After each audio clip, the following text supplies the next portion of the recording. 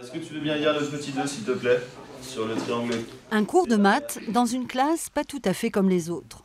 Au centre d'accueil des mineurs isolés de Courseulles, chaque matin, les animateurs de l'association Arrow Haven dispensent leurs cours, par petits groupes. Ici, les plus avancés.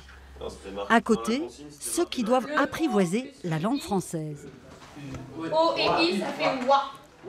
Ils sont une soixantaine, pris en charge par le département du Calvados. Face à l'afflux de jeunes étrangers, il a créé en urgence cet hébergement collectif à l'automne.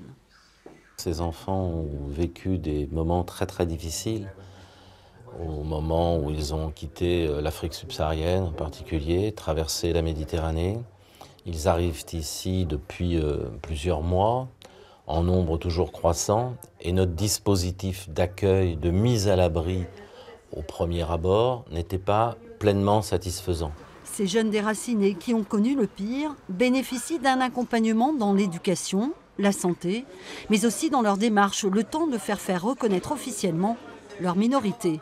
À partir du moment où ils s'installent et ils ont la possibilité de s'apaiser et eh bien, ils sont non plus dans l'urgence et ils peuvent délibérément se projeter et puis envisager d'entrer en formation ou de développer des projets pour eux-mêmes. C'est le cas de Keïta, arrivé depuis 3 mois, après un périple interminable de la Guinée vers la France. J'ai quitté mon pays depuis 2016. Donc ça a duré en tout cas un peu.